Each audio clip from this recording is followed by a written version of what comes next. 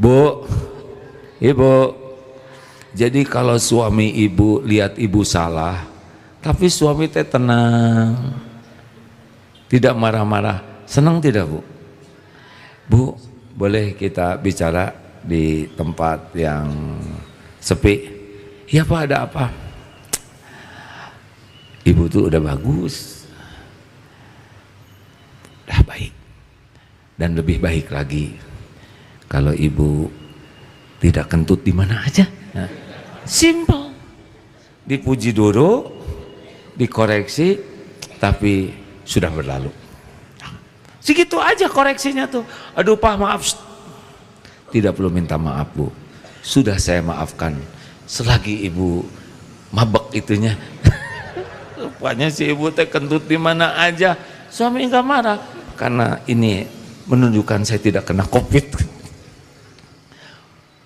Pak maaf, udah bu, nggak usah minta maaf, semuanya udah saya. Senang tidak begitu bu? Dimaafkan sebelum ibu minta maaf. Keren tidak suami begitu? Belum selesai, tiba-tiba suami ngambil dompet. Ini ada tambahan buat ibu jajan dan saudara. Ambil aja bu, satu gepok ini. Coba bagaimana menurut ibu suami begitu bu? Luar biasa ya bu ya? Keren tidak? Ibu mau bangga tidak kalau punya suami gitu? Mau nurut? Mau rewel tidak? Mau suka ngungkit-ngungkit tidak? Selesai pak urusannya. Tuh secara teori ya kan? Jadi nggak usah marah-marah pak. Bu, pertanyaan terakhir, kalau ibu sama suami gitu enggak? Ibu mah banyak maunya. Harusnya ibu juga begitu. Kalau ibu tidak marah-marah, ibu tenang, ibu tidak rewel, kalaupun memberi masukan sederhana, memaafkan suami sebelum suami minta maaf, suami bakal sangat kagum sama ibu. Betul tidak pak? Tuh lihat teriakan ini terpendam berarti ya. Saya mengerti ya, bapak harus latihan di lapangan mah lebih mudah pak daripada di rumah ya kan. Dan mengeong aja ya begitu. Lanjut, nafsu apalagi yang suka menggelincirkan? Syahwat. Sebetulnya orang berzina itu ada awalnya.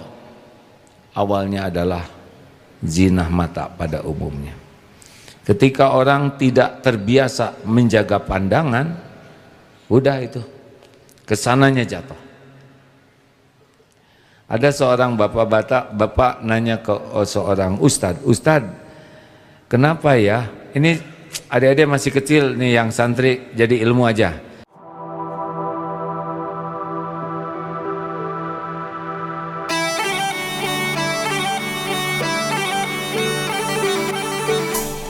Maaf hadirin sekalian. Biasanya santri Darut Tauhid berlatih alang lintang di sana di Secapua. Apa saja biasanya kita latihan di sana? Kemudian pindah ke Pusdiksa sekarang latihannya. Karena dulu ayah saya juga di sana. Terima kasih Pak sudah hadir ke sini mengingatkan kepada ayah, Masya Allah. Darut Tauhid ini kata orang BR3T, bersih, rapi, tertib, teratur. Sejujurnya itu pendidikan ayah saya Pak. Dari kecil dididik selalu harus rapi. Tiada prestasi tuh begitu. Disiplin itu ibadah. Disiplin itu membawa berkah. Cuma disiplin bukan baris saja. Disiplin yang paling utama adalah disiplin mengendalikan hawa nafsu. Tentara banyak yang ngejungkel, otot kawat, balung besi, leher beton, urat kabel. Tapi kalau hatinya kurang iman, selesai itu. Tidak ada bahagia. Ini saya minta maaf yang lain ya. Qadarullah, saya pernah ikut latihan terjun payung, free fall di Batu Jajar. Itu terjun bebas seperti itu persiapannya lumayan. Karena bukan tentara, saya harus tanda tangan kalau mati. Terjunnya sebentar, persiapannya lama. Selesai terjun beberapa kali, saya lihat burung, Pak. Burung mah nggak pakai persiapannya. Setengah mati kita, Pak. Ngegulung parasut, naik pesawat, loncat, turun, gulung lagi, lama perginya. Bisanya cuma turun, naik lagi nggak bisa. Mungkin burung tuh tertawa, Pak, lihat. Manusia banyak gaya, katanya gitu, Pak. Cuman bisa loncat begitu saja, stakar kebok, dikasih segala. Burung mah tawadu, Pak, naik turun biasa aja. Qadarullah pernah ceramah di Armatim, diajak latihan nyelam. Aduh, berat, nyusuri laut yang gelap. Pas saya lihat ikan cengar cengir, saya mungkin, Pak, manusia banyak gaya kan. Cuma nyelam segitu aja, muni pakai penghargaan. Ikan biasa aja, Pak. Yang kita mau bawa tabung berat, pakai masker, sini bawa oksigen, ripuh. Gaya aja, Pak. Ikan mah nggak banyak gaya, Pak. Kalaupun balap lari lah dengan kuda aja, cepetan kuda. Jadi aslinya kalau kita ngandelin kegagahan casing, udah habis kita kalah oleh binatang, Pak. Coba Bapak adu dogong dengan badak, kalah, Pak. Benar? Serba kalah, Pak. Kuda, maaf ya, kuda itu binatangnya besar, lebih besar dari kita. Kenapa naik kuda lebih keren daripada naik kambing? Karena gede kudanya. Kuda lebih berani daripada kita. Kuda lebih kuat, lebih besar, lebih berani, lebih kuat. Kuda lebih tangguh daripada kita, manusia. Kuda lebih peka dari manusia. Tapi kenapa kuda bisa takluk kepada orang-orang tertentu? Karena kalau ngadu badan, kuda lebih besar. Tahu kenapa orang bisa berkuda? Karena dia punya keberanian. Di dalam tuh, keluarnya jadi berani. Kuda jadi segan. Karena punya ketangguhan, kuda jadi nurut. Ada lagi, punya ketenangan, kuda jadi takluk. Dan punya kelembutan hati kalau mau berkuda tuh, kuda jadi takluk. Jadi takluknya kuda tuh bukan oleh otot, tapi dari dalamnya diri kita. Halo? Jadi kalau Bapak membangun otot boleh, bagus ya, nggak lucu, tentara letoy, betul tidak? Tapi mau tidak mau letoy juga suatu saat, Pak. Para komandan biasanya awalnya di sini, Pak. Kemarin saya lihat defile ya, lama-lama pindah ke sini. Dari kamar anak, nggak bisa enggak. Ini sunatullah. Alhamdulillah. Kalau Bapak badannya koker kuat, terampil, terlatih, tapi hatinya penuh keimanan. Jadi itulah prajurit-prajurit Rasulullah SAW. Asalnya hanya beberapa orang saja, dalam tempo 23 tahun selesai itu Jazirah Arab. Baik. Kenapa banyak orang yang ngejungkal dalam hidup ini? Jenderal Sudirman tidak segagah yang ada, beliau rapuh karena sakit, tetapi disegani dan dihormati di negeri ini. Muda Jenderal Sudirman itu 29 tahun, wafat muda, namanya dikenang sampai sekarang. Apa karena ototnya? Bukan. Apa karena mobilnya bagus? Bukan. Apa karena jamnya cepat? Nggak mungkin. Karena pribadinya yang bagus. Berapa banyak yang diberi pangkat bintang tapi menjadi hina padahal masih punya jabatan karena isinya nggak bagus. Dalam Sabta Marga ada itu. Sabta Marga yang keberapa? Ketiga tentang Kami prajurit Indonesia bertakwa. Ayo keberapa? Ayo. Dilaporin sama komandan nih kalau nggak lulusan. Wah, nggak datang lagi, gawat katanya. Baik Bapak Ibu, ini ada korelasinya. Silakan baca nomor 43. Bismillahirrahmanirrahim. Aslu kulli ma'siyatin wa ghaflatin wa syahwatin ar-ridha 'anin nafsi wa aslu kulli ta'atin wa yaqdatin wa ghifatin 'adamur ridha minka 'anha. Pokok dari semua maksiat dan kelalaian serta syahwat itu karena ingin memuaskan hawa nafsu, sedangkan pokok dari segala ketaatan, kesadaran dan kesopanan akhlak budi ialah karena ada pengekangan terhadap hawa nafsu. Jadi semua rontoknya orang itu adalah karena dia kalah oleh nafsunya. Jadi secara sederhana sebetulnya dua ya. Kenapa orang-orang banyak yang gagal dalam hidup, sengsara, hina, celaka? Dua penyebabnya.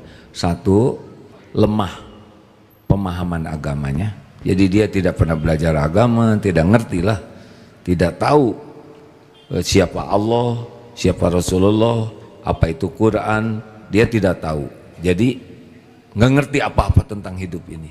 Kalau orang tidak belajar agama, nanti dia akan menuhankan tidak jauh Tuhannya tuh harta, gelar, pangkat, jabatan, penampilan, popularitas, casing aja nanti.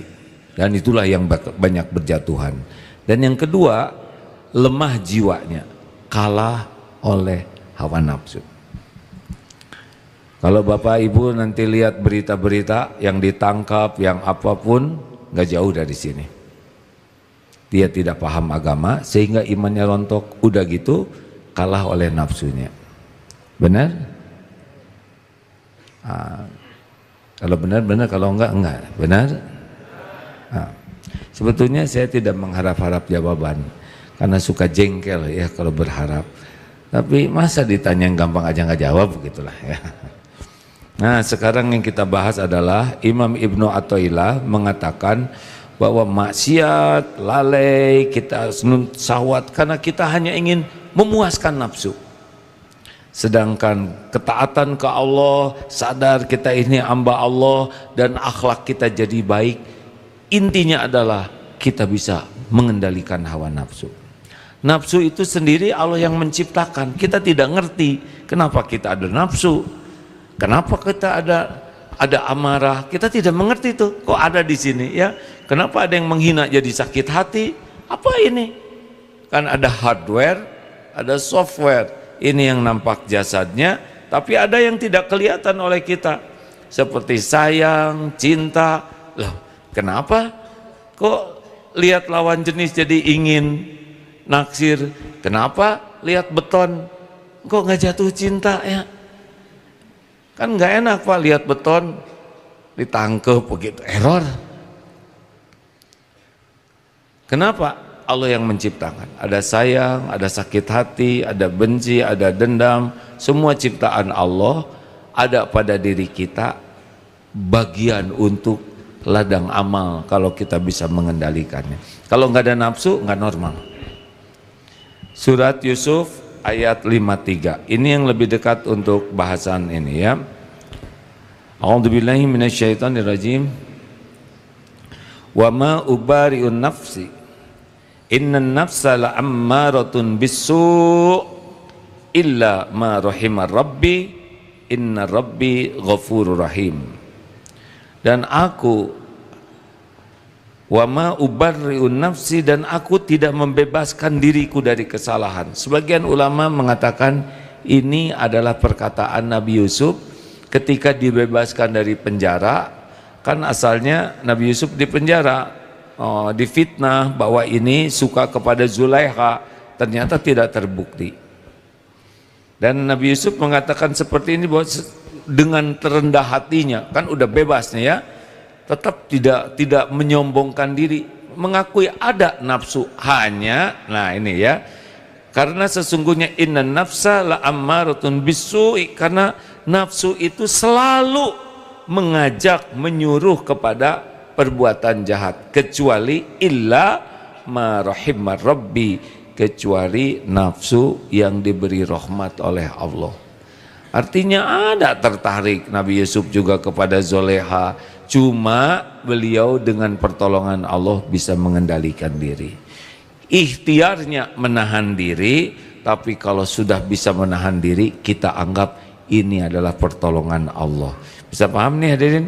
Gini ya, kita berusaha sedekah, tapi kalau kita sudah sedekah, maka kita menganggap ini adalah rezeki orang tersebut yang dititipkan Allah lewat saya. Jadi kita tidak boleh ujub merasa saya ini bersedekah, tidak. Tapi Allah memberi rezeki kepada seseorang lewat kita. Jadi ini emang udah rezekinya. Nah, ini adalah adab. Kalau kita sudah berbuat baik, sudah menang, sudah sukses, tidak boleh ujub. Luar biasa ini. Ini bagian dari mengendalikan nafsu. Karena biasanya orang kalau sudah sukses, saya kuat, saya bisa. Sebetulnya saya diberi kekuatan oleh Allah. Halo? Jelaskah? Kita berusaha ngeluarin uang, tapi ketika sudah masuk, alhamdulillah, saya dibekali uang oleh Allah untuk sedekah. Saya dilindungi oleh Allah dari tipu daya setan yang membuat saya pelit. Jadilah kebaikannya lengkap. Kalau dalam idza jaa nasrullahi wal fath, ujungnya bagaimana? Fasabbih bihamdi rabbika wastaghfir. Ini sudah sukses, ini sudah berbondong-bondong. Fasabbih bihamdi rabbika wastaghfir. Sucikan Allah, puji Allah, dan mintalah ampun. Jadi jangan ngaku-ngaku. Jadi kalau kita sudah sukses, pasti wama bikum min nikmatin faminallah. Kenapa masuk tentara? Ya karena saya terlatih. Enggak lah, terlatih juga dibuat ambeien enggak ya. Farises nggak bisa. Saya tahu gini karena saya dulu ikut seleksi Pak ya. Cuman takdirnya beda. Saya cita-cita dulu ikut seperti yang ayah saya. Tapi pas baris, kenapa saya paling pendek ini? Rupanya Allah punya rencana sendiri Pak. Padahal waktu itu sudah dikasih KTBLC, waktu itu bisa Pak, masih ada ini cocok nih katanya ya. Udah latihan, udah semapta bagus, udah segala. Tapi pas antri baris, nah itu pangalitna, berarti seumur hidup saya baris begini. Gak jadi, ternyata tidak jadi TNI, malah jadi dulu ingin masuk Akabri, tapi tidak jadi karena kurang tinggi. Dulu sakit hati, sekarang gembira sekali, tidak jadi TNI malah jadi. Makanya baretnya begini Pak, teman-teman saya sudah pada pensiun, yang pakai baret putih belum ya. Astagfirullahaladzim. Ini teh Allah yang menakdirkan Pak. Lanjut. Jadi Bapak Ibu, kita ini punya nafsu, dan nafsu itu selalu ngajak kepada kejahatan, keburukan, kecuali nafsu yang dirahmati Allah. Contoh ya, ada syahwat. Syahwat itu karunia Allah. Tapi kalau tidak di jalan Allah, jadilah zina. Benar? Kalau di jalan Allah dengan yang halal, jadi sedekah, amal soleh itu. Jadi nafsu itu kalau di jalan Allah menjadi kebaikan yang banyak. Nah si nafsu ini ya, berbagai jenis nafsu. Nanti ada nafsu amarah, nafsu lawamah, nafsu mutmainnah. Tapi saya akan bahas lebih sederhana saja, bahwa orang yang diperbudak nafsu itu hidupnya bermasalah. Saya mohon maaf ya, ini tidak menyinggung siapapun. Contoh nafsu makan, ya ini yang gampang aja yang suka kita anggap. Kalau orang tidak bisa mengendalikan nafsu makan, tebak, Bermasalah tidak? Masalah, Pak. Allah sudah menciptakan makanan untuk kita. Kalau dalam Islam berhenti makan sebelum kenyang, mulai makan sesudah lapar. Jadi jangan penuh. Makanan itu, perut itu dibagi 3. Sepertiga untuk makanan, sepertiga untuk air, sepertiga untuk udara. Kurang lebih seperti itu. Kita makan itu bukan untuk kenyang, tapi agar tubuh ini tegak. Maksudnya agar tubuh ini bisa berfungsi untuk melakukan kebaikan-kebaikan. Itu. Tapi nafsu sering menggelincirkan mata nih. Aduh, itu makanan. Halah, ini lezat. Itu mata, dia nggak tanggung jawab sama kesehatan kita. Atau hidung, ini sama jambarot ini, hidung dia nggak tanggung jawab. Atau lidah, ini yang paling suka menjebak ya, katanya ini nikmat. Seberapa panjang lidah kita? Nih segini. Oh, lewat segini udah nggak ada lagi rasanya, betul? Makanya kalau mau makan jangan terpedaya oleh nafsu pandangan, hidung atau lidah. Makan bagi kita ibadah. Itu makanan warnanya, itu sebelum masuk. Kalau Bapak pengen tahu seperti apa makanan itu aslinya, beli, kunyah, keluarin lagi. Itulah dia. Sebentar, kalau pengen matanya suka, colekin ke sini.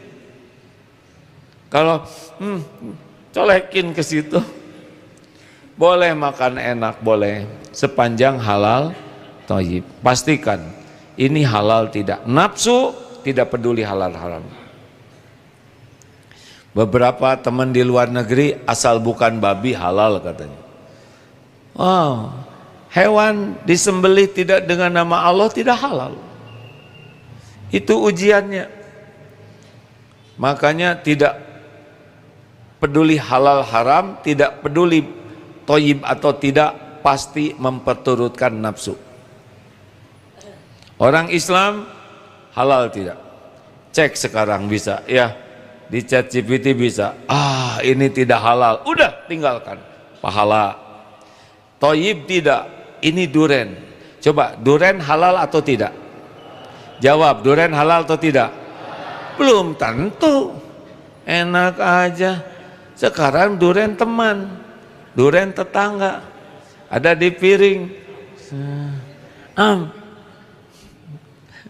Masalah tidak halal itu. Kalau barang halal diperoleh dengan cara yang haram. Coba duren thayyib tidak? Tergantung. Duren sedikit enak, telan duren 1 karung, pasti dia yang dimasukin ke karung. Takdirnya Pak, enaknya makanan, enaknya nafsu itu sedikit dan sebentar. Percayalah Pak, sedikit dan sebentar baru enak. Es krim 1 cup itu enak. Makan 1 ember, sok lihat hasilnya, jebeng. Masalah Pak.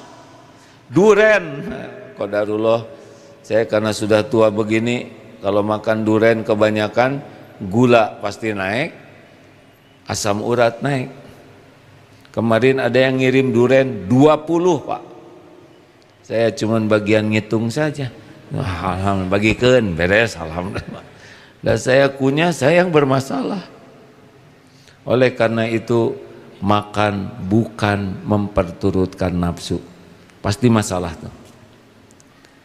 Emping enak, soto babat jeroan ada, tapi bagi orang-orang tertentu sudah tidak thayyib. Termasuk tentara senior, ya saya tidak nyebut tentara tua Pak ya. Masalah Pak, kurang gaya Pak, lari pagi asam urat tuh ya, pincet betul tidak? Ini harus sebagian asam urat nih kan. Benar atau benar? Nah, harus ngaku, nggak boleh bohong tentara yang. Apalagi nafsu-nafsu kita ini marah. ini nih penting. Maaf ya tentara ya, seperti dapat sasaran ini hadirin. Kayaknya marah tuh keren. Wah. Justru pemarah itu yang memuaskan nafsu marah itu ciri orang lemah. Alladzi yamliku nafsahu 'indal ghadab. Orang perkasa itu justru yang bisa mengendalikan marah, sehingga kalaupun mau marah alasannya benar, caranya benar, jadi amal soleh. Tidak punya marah tidak normal. Lihat istri dicolek orang, hehe bu, colek lagi, nggak mungkin ada. Ini error suami begini. Bolehkah kita marah? Boleh, tapi marah tuh dengan alasannya benar, niatnya benar, caranya juga benar. Apa Nabi pernah marah? Pernah. Tapi Nabi itu marahnya simple, wajahnya merah, cukup begitu. Kalaupun bicara, suatu saat di perang Hunain, orang Mekah sesudah menang perang, orang Mekah yang baru masuk Islam dikasih kambing, unta, kuda banyak. Sedangkan orang Madinah yang ikut perang tidak kebagian pampasan sebanyak mereka. Ada yang nyeletuk, Nabi kalau sudah ketemu kaumnya, maksudnya kaum Quraisy, maksudnya dianggap tidak adil. Rasulullah mendengar itu marah, wajahnya memerah, dan kurang lebih perkataannya seperti ini: jika Allah dan Rasulnya dianggap tidak adil, maka siapa lagi yang adil? Mereka pulang membawa kambing dan unta, kalian pulang membawa Rasulullah. Meledaklah tangisannya, nyesal. Kata-katanya bersih, tidak keluar dari kebenaran, menggugah dan mengubah. Itu marahnya Rasul. Jadi baik orang itu.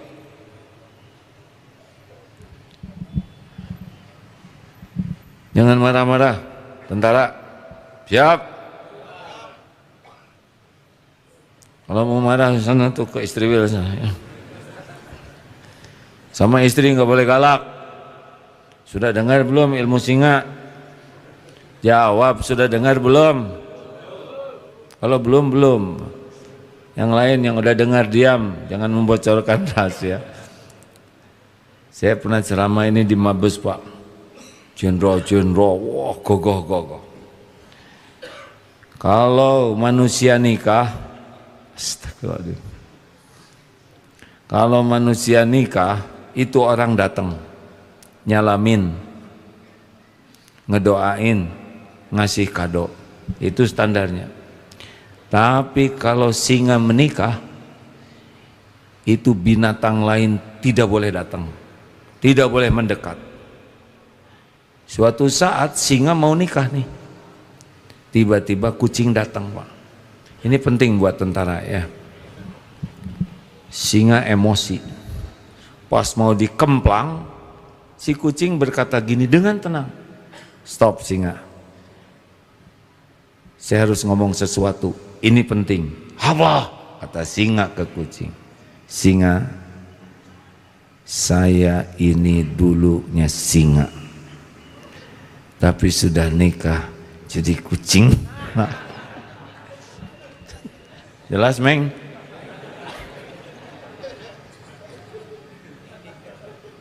Ke kantor loreng TNI, biasanya kalau pulang ganti loreng ucing. Maaf. Udah nasib kita kayak gitu. Itu lebih baik mengeong daripada menerkam ya. Gak nyambung nih ceramah hadirin. Saya lihat bapak-bapak itu tertawa semua Pak, karena menjiwai. Hadirin sekalian, marah itu ciri akal kita rendah. Orang yang diperbudak amarah, lihat saja wajahnya, rusak. Matanya membara, giginya gemeretuk. Nyaris perkataannya itu tidak berkualitas. Dan tindakan-tindakannya zolim. Pemarah itu zolim. Kalau memilih kata yang paling menyakitkan. Kalau memilih nada yang paling menyesakkan. Kalau mengambil keputusan zolim. Lihatlah tayangan-tayangan yang ditangkap-tertangkap. Ada kan kemarin tentara yang marah sama ojek. Selesai itu, bui, testing sedemikian susah, pelatihan ini itu, hancur karir. Gara-gara tidak bisa mengendalikan amarah. Benar atau benar?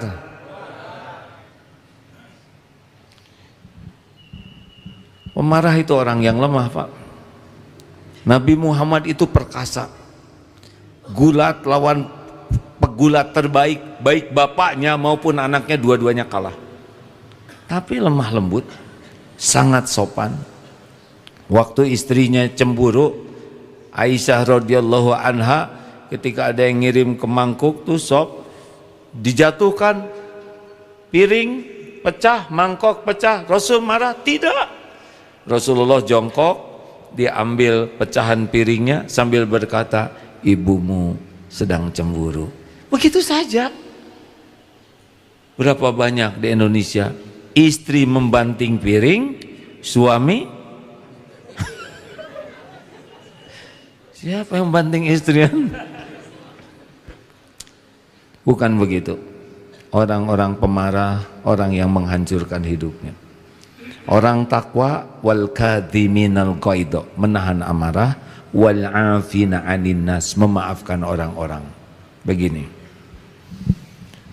Marah itu dibagi 4. 1, mudah marah,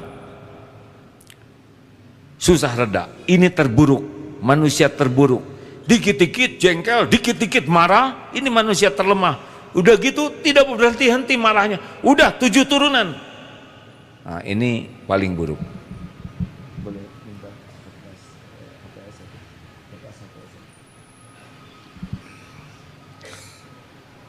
Sudah lihatnya ke sini. Jangan bikin saya marah ya. Yang kedua, mudah marah, mudah reda. Tapi marah dulu. Sesudah itu reda. Sudah, Ustaz, terima kasih. Waduh, 2 ya, boleh. Mudah marah, mudah reda. Aman nih? Ini aja. Mudah marah,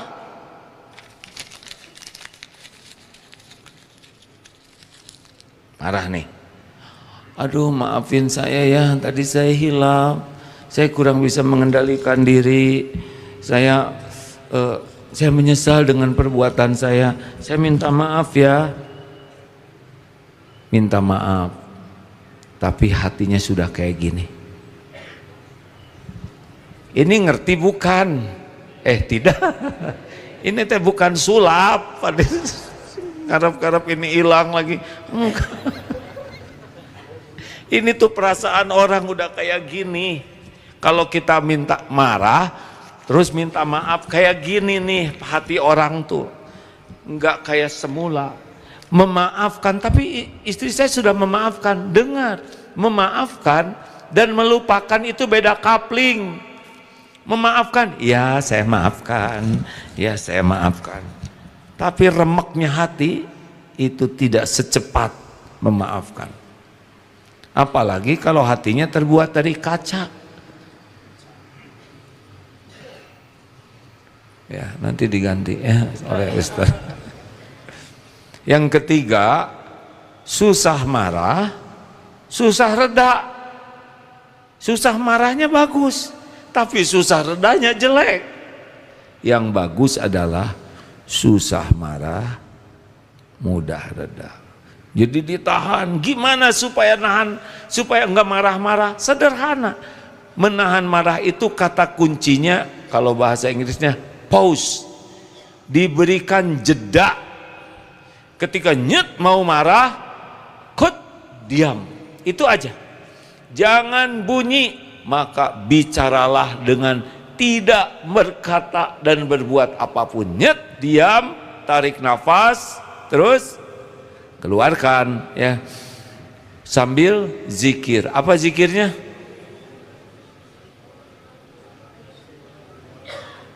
Beda-beda begini. Masa Allahumma barik lana. Itu ada yang genderuwo nakut-nakutin, Allahumma barik lana katanya. Langsung kabur genderuwonya karena disangka mau dimakan. Dia apalnya cuma doa makan aja. A'udzubillahi minasyaitonirrajim. Tiap detik kita memberikan jeda dari marah, setiap detik turun. Apalagi kalau kita ganti posisi, berdiri kemudian duduk. Kalau udah nggak kuat ya berbaringlah, cari tempat, cari posisi baru. Kalau masih mendidih, wudhu. Tapi jeda 5 detik saja sudah beda hasilnya. Orang rontok karena reaktif, otomatis. Nyet, apa nyong? Nah, nggak ada apa-apanya. Itu orang lemah. Orang yang kuat, alladzi yamliku nafsahu indal ghadab. Tenang. Santri, apalagi para pimpinan di Darut Tauhid, kalau mudah marah gak pantas jadi pimpinan. Karena para pemarah bagian dari masalah, bukan bagian dari solusi. Ada ibu-ibu, Bu, maukah punya suami yang mudah marah? Jawab, mau tidak? Yang jelas, mau tidak? Persis sama Bu dengan kami ya. Kami juga tidak mau punya istri emosian ya. Ini sudah diceramahkan kemarin di Eko Pesantren, tapi saya mohon izin diulangi ya. Lelaki, bapak-bapak, maukah punya istri yang hormat kepada suami? Nurut sama suami mau? Tidak rewel? Mau tidak? Bangga sama suaminya mau? Tidak suka ngungkit-ngungkit? Yang benar mau tidak? Kenapa kompak begini ya? Ini caranya, dengerin ya Pak ya. Ali Imran 134. Bu, ibu, kalau ibu melakukan kesalahan, yang sudah dengar ini diam ya, jangan ini yang kemarin diam, itu dengki namanya. Nggak kuat lihat saya bahagia. Saya bahagia cerita ini tahu. Bu, kalau ibu melakukan kesalahan, maunya dimarah oleh suami atau dicuekin atau dinasehati dengan lemah lembut? Jawab. Santri masih kecil, belum punya suami, deh jangan ikut campur. Ini urusan nenek-nenek ya. Dimarah mau tidak Bu? Jawab. Dicuekin mau tidak? Dengar lelaki, jangan dimarahin. Istri bikin salah karena bukan malaikat, pasti ada salahnya. Jangan dimarah-marah, jangan dicuekin, nasihati dengan lemah lembut. Begitu Bu? Dinasehatinya di depan anak-anak, orang banyak, atau secara pribadi? Catat, jangan sekali-kali nasehatin istri di depan orang lain. Itu bikin malu. Begitu kan Bu? Nasehatnya mau panjang lebar atau ringkes? Catat. Mau bertele-tele atau simple? Catat lelaki. Kalau nasihat jangan panjang lebar, ringkes. Makin ringkes makin bagus. Kalau perlu 1 huruf ya Bu ya. Udah cukup kan Bu? Diam, belum selesai. Bu, maukah dimaafkan oleh suami? Yang jelas mau tidak? Dimaafkannya sesudah minta maaf atau sebelum minta maaf? Catat. Tentara catat. Maafkan istri sebelum istri minta maaf. Ini keinginan yang dahsyat Pak. Hampir tidak masuk di akal ya. Tapi dengerin aja Pak. Bu, ibu, jadi kalau suami ibu lihat ibu salah, tapi suami teh tenang, tidak marah-marah, senang tidak Bu? Bu, boleh kita bicara di tempat yang sepi. Ya Pak, ada apa? Ibu tuh udah bagus, udah baik, dan lebih baik lagi kalau ibu tidak kentut di mana aja. Nah, simple, dipuji dulu, dikoreksi, tapi sudah berlalu. Segitu aja koreksinya tuh. Aduh Pak, maaf. Tidak perlu minta maaf Bu, sudah saya maafkan. Selagi ibu mabek itunya. Rupanya si ibu teh kentut di mana aja, suami nggak marah karena ini menunjukkan saya tidak kena COVID. Pak maaf, udah Bu, nggak usah minta maaf, semuanya udah saya. Senang tidak begitu Bu? Dimaafkan sebelum ibu minta maaf. Keren tidak suami begitu? Belum selesai, tiba-tiba suami ngambil dompet. Ini ada tambahan buat ibu jajan dan saudara. Ambil aja Bu, setegepok ini. Coba bagaimana menurut ibu suami begitu Bu? Luar biasa ya Bu ya? Keren tidak? Ibu mau bangga tidak kalau punya suami gitu? Mau nurut? Mau rewel tidak? Mau suka ngungkit-ngungkit tidak? Selesai Pak urusannya. Tuh secara teori ya kan? Jadi nggak usah marah-marah Pak. Bu, pertanyaan terakhir, kalau ibu sama suami gitu enggak? Ibu mah banyak maunya. Harusnya ibu juga begitu. Kalau ibu tidak marah-marah, ibu tenang, ibu tidak rewel, kalaupun memberi masukan sederhana, memaafkan suami sebelum suami minta maaf, suami bakal sangat kagum sama ibu. Betul tidak Pak? Tuh lihat teriakan ini terpendam berarti ya. Saya mengerti ya, Bapak harus latihan di lapangan mah lebih mudah Pak daripada di rumah ya kan. Dan mengeong aja ya begitu. Lanjut. Nafsu apalagi yang suka menggelincirkan? Syahwat.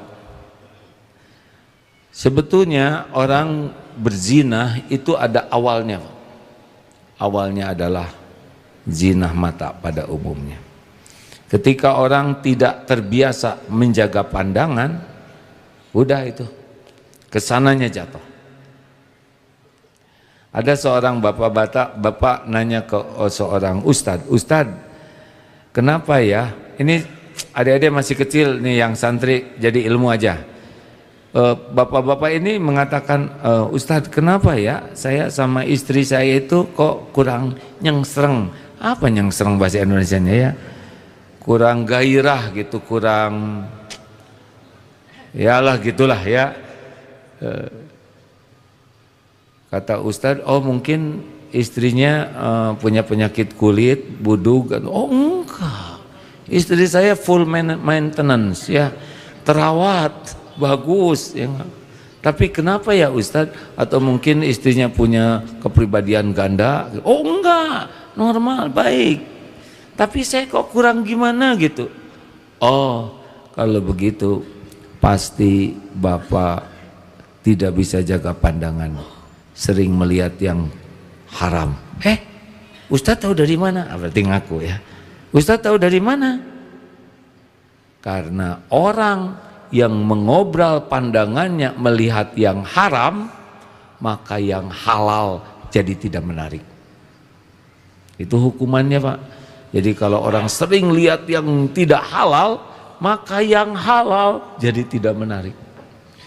Jadi kalau ingin keluarga tetap terjaga, mau tidak mau jaga pandangan. Nggak ada habisnya. Udah nikah, nanti terus. Nah itulah lihat. Dan kalau orang biasa berzina, besar kemungkinan mati dalam keadaan berbuat maksiat. Kita lihat tuh, yang dipotong-potong itu, yang dimutilasi, ya kan? Dia punya suami, dia berzina dengan suami yang juga punya istri. Di hotel berzina, udah gitu dibunuh, diiris-iris, dipotong-potong, dimasukin koper, matinya seperti itu. Ini pasti kebiasaannya. Orang akan dimatikan dalam kebiasaan. Udahlah, jaga pandangan. Ini yang gini nih yang berat. Banyak yang di tempat masjid soleh, tapi di tempat tersembunyi matanya berzina, nggak bisa khusus sholatnya. Salah satu yang menyebabkan kita tidak bisa tahajud, tidak bisa khusus sholat, nih di sini sudah nafsu apa aja ini, apalagi Ustaz, nafsu duniawi. Kita lihat Pak, baru juga keluar dari mobil, dikawal ke kantor pakai jas dasi.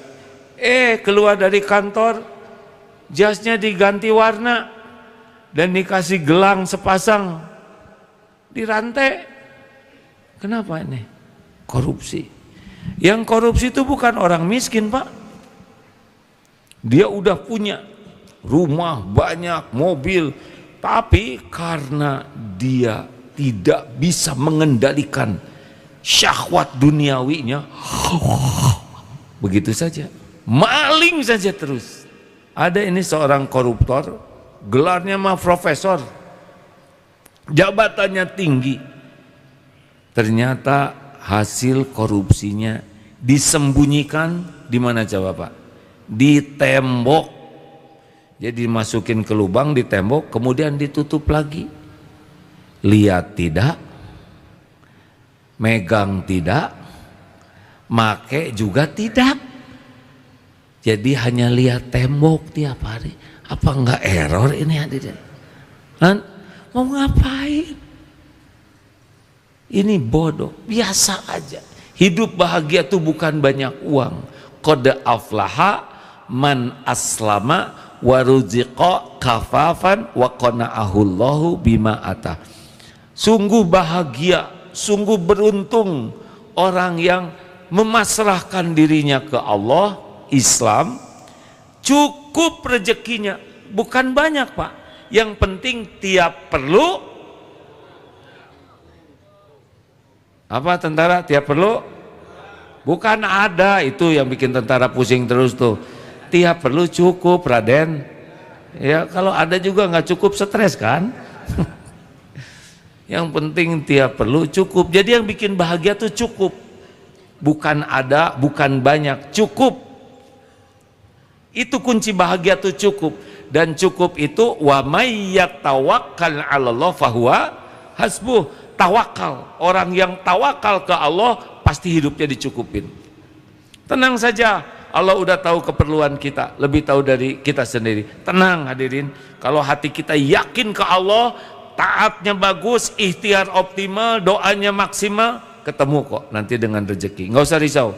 Ini berapa tahun lagi pensiun? 5 tahun. Nggak usah stres dari sekarang. Nanti pensiunnya perwira berarti ya. Ya lumayan Pak ya. Alhamdulillah, nggak usah stres Pak. Berapa tahun lagi? 6 tahun. Jangan mikirin pensiun dari sekarang. Pertama, Bapak belum tentu panjang umur. Maaf ya Pak ya. Jangan 6 tahun pensiun stres dari sekarang, tahu-tahu bulan depan meninggal. Rugi ya. Tenang Pak. Dulu yang ngasih rezeki siapa Pak? Jawab. Sekarang yang ngasih rezeki siapa? Besok lusa sampai mati siapa yang ngasih rezeki? Sama yang ngasih rezekinya. Tenang aja. Tenang aja Pak. Yang bahaya tuh Bapak jauh dari Allah itu aja. Tapi saya banyak cicilan. Gimana ya supaya saya enggak nyicil? Jual. Ya kan? Rumah nyicil, nanti kalau saya nggak punya rumah gimana? Ngontrak. Masa saya ngontrak? Gak apa-apa. Emang wajib punya rumah? Enggak Pak, enggak wajib. Punya rumah itu bukan prestasi Pak. Terserah Allah. Gak mungkin semua orang punya rumah ya kan? Mudah kalau Allah menghendaki, tapi faktanya enggak. Di luar negeri itu Pak, katanya di Swiss itu cuma 5% yang punya rumah, selebihnya kontraktor. Jangan sampai nyiksa diri ya. Yang penting tiap buat bayar. Tiap buat bayar apa? Gitu, udah tenang aja. Dan yang qad aflaha, nah wa qana'ahullahu bima atah. Ini yang bikin Bapak bahagia tuh. Puas, bahagia, syukur dengan apa yang udah Allah beri. Gitu Pak. Syukurin apa yang ada, itu bahagia. Menderita tuh capek mikirkan yang belum ada. Yang belum ada belum tentu ada. Kalau nggak ada takdirnya, nggak ketemu. Kalaupun ada takdirnya, udah menderita duluan. Nanti dapat pasti pengen lagi yang lain. Karena nafsu itu seperti minum air laut, makin diminum makin haus. Terus saja, terus saja. Makanya kalau kita senang bersyukur dengan yang ada ternikmati, yang belum ada dikasih oleh Allah nanti. Gitu hadirin, nggak usah terlalu riwah lah ya. Halo, syukuri Pak, nggak usah ribet mikirin jauh-jauh, belum tentu panjang umur kita. Syukuri aja, syukuri yang ada. Alhamdulillah.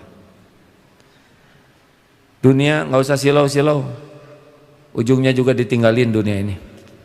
Benar? Semuanya ditinggalin. Betapa banyak jenderal-jenderal pada waktu masanya gagah, gak lama dari itu pensiun. Betul tidak?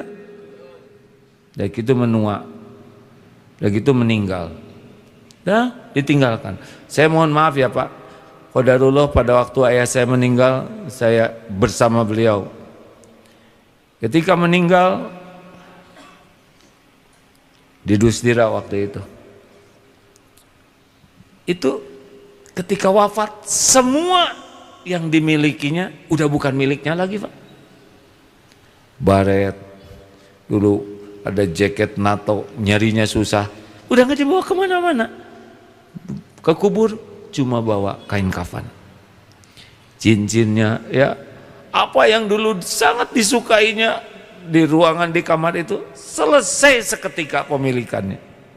Nggak ada yang dibawa ke kuburan, yang dibawa ya cuma amalnya saja. Jadi nggak usahlah mati-matian pengen seperti orang lain, mati-matian mensyukuri aja. Tiap orang punya kapling takdir masing-masing. Ini nggak usah ngebanding-banding. Ini kan seangkatan sekarang di sini beda-beda nanti garisnya. Yang penting soleh. Siap? Dah.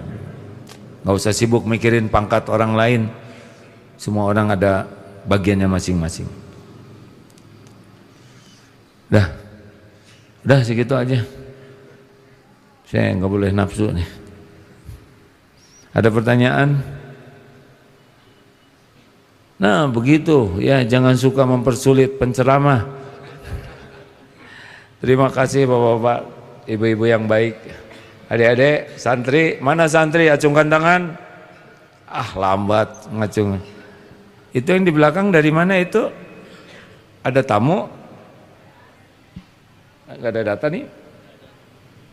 Terima kasih, makasih dek. Alhamdulillah, selalu minta ke Allah. Doa yang pendeknya begini, Allahumma ati nafsi taqwaha wa zakiha anta khairu man zakaha anta waliyuha wa maulaha. Artinya Allahumma gimana tadi itu? Ya Allah, ati berikan kepada saya jiwa yang takwa. Allahumma ati nafsi taqwaha, jiwa yang takwa. Wa zakiha, dan bersihkan jiwanya. Anta, engkau khairu man zakaha, sebaik-baik yang bisa membersihkan jiwa ini. Anta, engkau waliyuha, pelindungku, wa maulaha, dan pemelihara jiwa ini. Jadi jiwa kita ini dalam genggaman Allah, minta supaya dijaga, supaya jiwanya itu takwa, yakin ke Allah dan patuh, dan bisa bersih dari segala yang bisa merusak kehidupan kita di dunia, merusak alam barzah kita, dan merusak akhirat kita. Terima kasih. Ini teori hanya bisa dengan berlatih. Nafsu itu takluknya dengan disiplin berlatih. Tahu kuda, bapak-bapak? Tahu kuda? Bisa berkuda? Tahu dengan bisa tuh beda kapling. Tahu sabar? Tahu. Bisa sabar?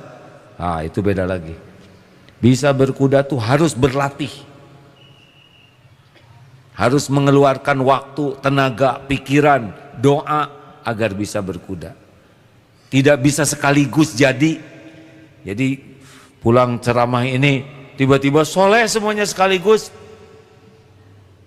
Nanti saya siapa yang dengar? Ya. Semuanya mujahadah. Doa yang banyak, latihan. Latihan dari yang kecil-kecil. Misalkan di jalan ada yang ngedupak bruk gitu. Gak usah gitu. Lagi naik motor, ada yang ngebut. Shit ke depan kita. Gimana? Tenang aja. Siapa tahu istrinya mau melahirkan? Siapa tahu dia kebelet, betul tidak? Udah capek-capek oleh bapak dikejar ke pom bensin. Mana? Itu pak. Tok. Apa om? Sini mau ikut ke dalam om. Dia mules makanya ngebut juga. Nah, maafkan. Tidak harus reaktif. Setuju? Kalau punya keinginan, tahan dulu. Makin ingin, tahan. Karena makin ingin, nafsu biasanya menyesal kalau terburu-buru. Al-ajalah minasyaiton. Tahan, istiqoroh, musyawarah. Tidak harus segalanya kita wujudkan, apalagi duniawi. Cuman sebentar senang duniawi itu pak. Besok udah pengen lagi yang lain. Betul? Nah, syukur aja. Terima kasih hadirin sekalian. Kalau tidak ada pertanyaan, saya berterima kasih. Alhamdulillahirabbil alamin. Allahumma salli ala sayyidina Muhammad wa ala alihi wa ashabihi ajmain. Ya Allah, ampuni sekira banyak perkataan ilmu yang tidak tepat untuk disampaikan. Engkau Maha tahu ya Rabb. Berikan kepada kami hanya ilmu yang benar-benar Engkau ridhoi. Hanya ilmu yang benar-benar membuat kami semakin yakin padamu ya Rabb. Ilmu yang membuat umur yang tersisa ini jadi ahli taqwa. Wahai Allah, Engkaulah yang membulak-balik hati kami. Ya muqallibal qulub, tsabbit qulubana ala dinik. Tetapkan hati ini dalam agamamu. Jangan cabut nikmat iman ini ya Allah. Istiqomahkan kami ya Karim. Ya Rabbana la tuzigh qulubana ba'da idh hadaitana wa hab lana min ladunka rahmah innaka antal wahhab. Duhai Allah yang Maha Agung, ampuni sebanyak apapun dosa kami. Ampuni sekelam apapun hidup yang pernah kami lalui. Senista apapun aib-aib yang kami sembunyikan, Engkau Maha tahu. Ya Allah, Allahumma ati nufusana taqwaha wa zakkiha anta khairu man zakkaha anta waliyuha wa maulaha. Wahai Allah, anugerahkan kepada kami jiwa yang takwa, hati yang benar-benar yakin kepadamu. Bersihkan jiwa kami ini dari segala kebusukan. Hanya Engkau yang bisa mengubah diri kami menjadi baik. Engkau pelindung, pemelihara jiwa kami ini. Ya Allah, catatkan siapapun yang belajar, yang menyimak ini menjadi hamba yang Engkau ridhoi. Lindungi kami dari amal yang mungkar, dari nafsu yang menggelincirkan, dari silau duniawi yang memperbudak. Titipkan kepada kami ya Allah dunia yang halal barokah, dunia yang membuat kami dekat denganmu, dunia yang membuat hidup kami bermanfaat bagi makhlukmu. Rabbana atina fid dunya hasanah wa fil akhirati hasanah wa qina adzabannar. Ya Allah, tolonglah saudara kami di Palestina.